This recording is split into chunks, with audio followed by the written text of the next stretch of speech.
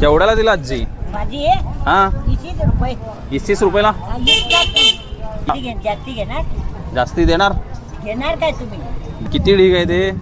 हे 3 आहेत, हे 6 आहेत. सगळं द्या मला. सगळे दूध 50 रुपयाला एवढी भाजी परवडणार का तुम्हाला? मला परवडते घ्या.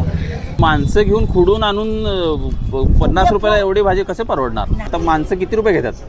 माणसं बघा आता 200 म्हणत आणि म्हणजे 200 पकडून झाला, 200 तुम्ही 3 माणसं झाला, 600 रुपये झाले तुमचे. मग ही भाजी तुम्ही जर 200 रुपयाला विकून गेला तर कसं परवडणार तुम्हाला? नाही परवडत खरं. आता एकदा शेतातलं तरी खोडाय पाहिजे ते. रेट चढ लावायचा, 20 रुपयाला एक ढीग लावायचा.